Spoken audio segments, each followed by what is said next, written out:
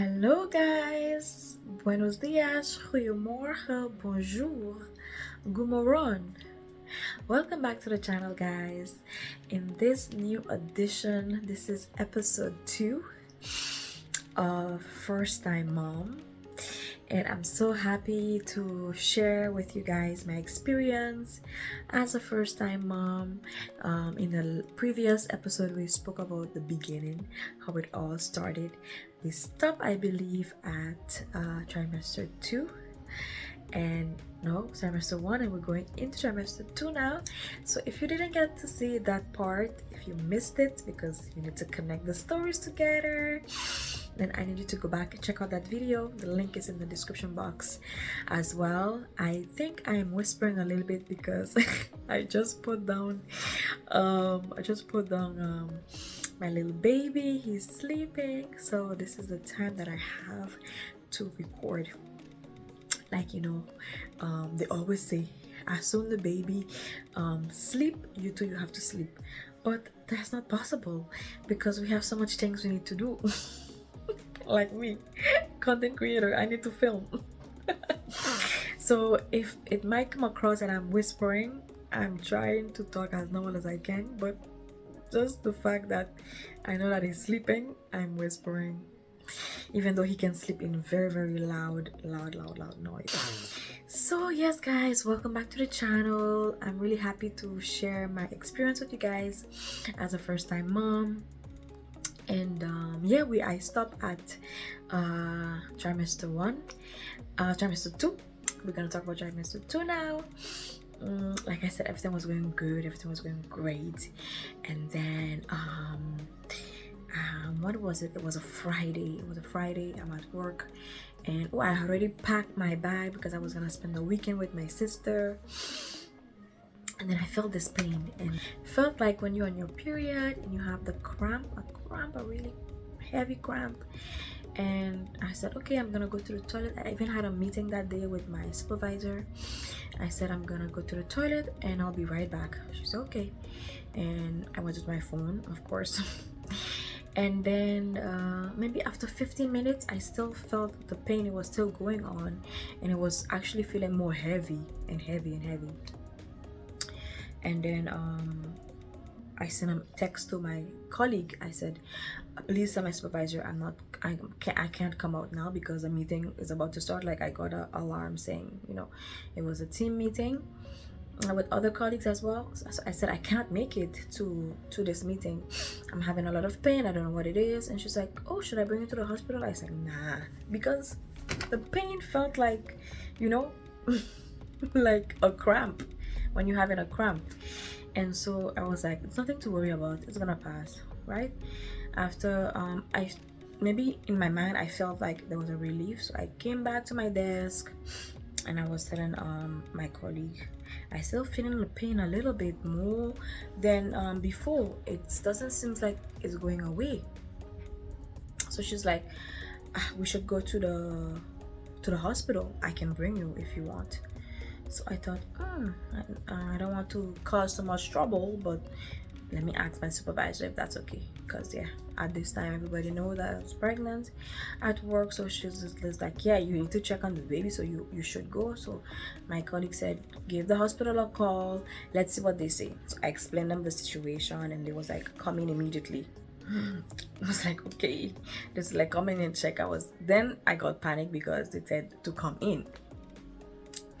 So she drove me there to the hospital, and I can remember the pain was still ongoing, and they were asking me a lot of questions, and I was like, yeah, I was just at work, just sitting down. You know, I work behind the desk, nothing major.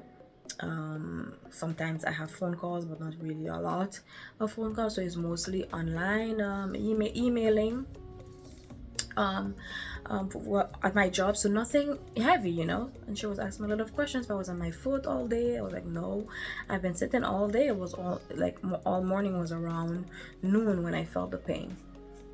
So doctor checked everything, baby was fine, thank God. My pressure was okay.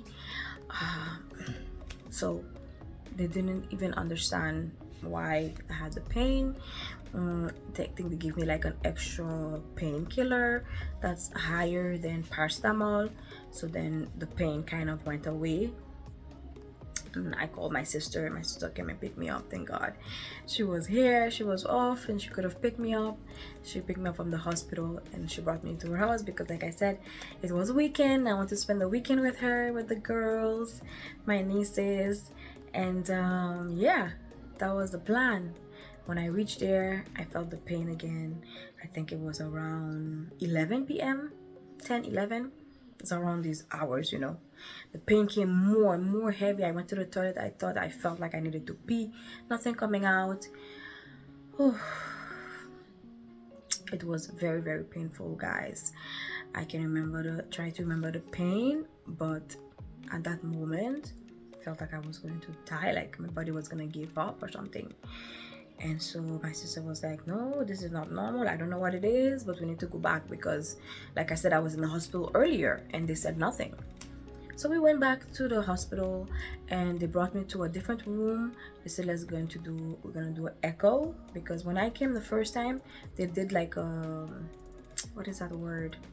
Basically, they put a band around my belly and then they could have heard the baby heartbeat and he was fine. So they was like, the baby's fine, there's nothing wrong. They also checked to see if there was like an opening, an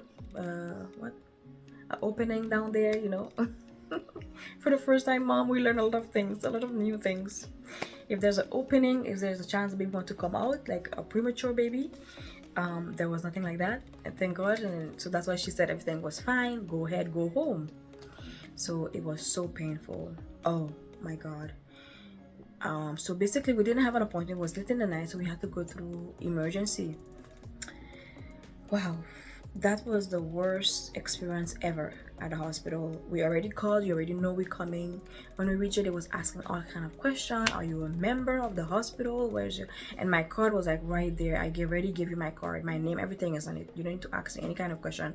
Basically, you need to look at my face, look at the card, and let me in. Oh, are you how can I have a card of the hospital and you're gonna ask me if I'm a member? Duh, I'm a member. It's right there. So it was so frustrating, and my sister was with me. Thank God my sister was with me, because I don't know. I was so upset and I was crying because it was very painful. So I just watched the lady. I just like, why is she asking me those questions? And then she was like, go ahead, go through this door. Went to a second desk. She wanted to ask me the same questions. Then I got upset. I say, this is impossible. I'm in pain. They already call you. Why are you asking me this? Then my sister was like, it's okay. I'll talk to them. I gave her my card, and then she was talking to them, and they brought me to a room. They brought me to a different room from earlier. And then they did like an echo. And the doctor was going through the echo. They wasn't even checking about me. It was more about the baby. I know like the baby is important, but I'm the one who was having the pain. So yeah, they were just checking more on the baby. So they went doing the echo to see what's happening, you know, if the baby's okay, if he's moving. Baby's fine. He's moving around fine, just fine. In fact, they couldn't even see him because he was moving too much.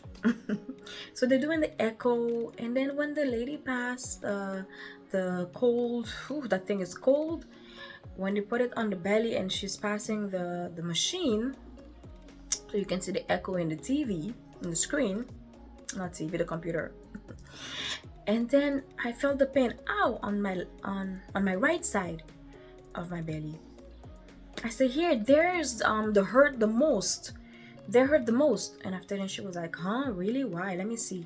She scanned it again. Then she saw something big, very big.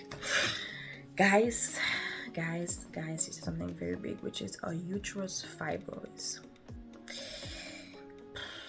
The thing is, rewind.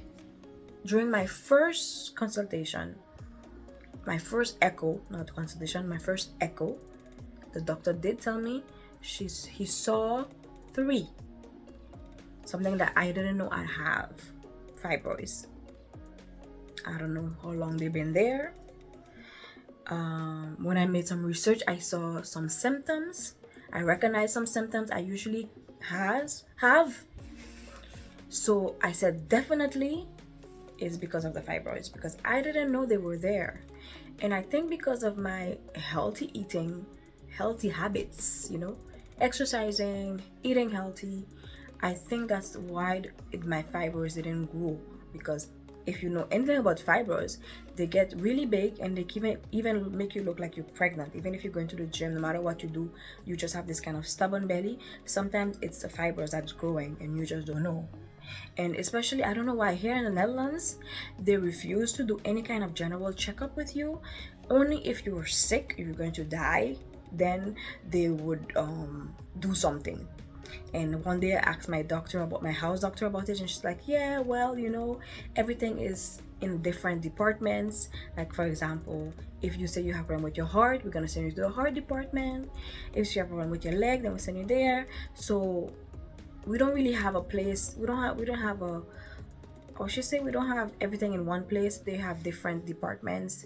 So anyway, nonsense answer, because I think it's normal every maybe once a year to do a general checkup, just to see what's happening with our body, because the kind of toxic stuff we breathe, we eat, we don't know when things are happening. It's always at the very last minute when you start getting like heavy symptoms, then you go into start and look, and then sometimes it's already too late. How many people already die like that?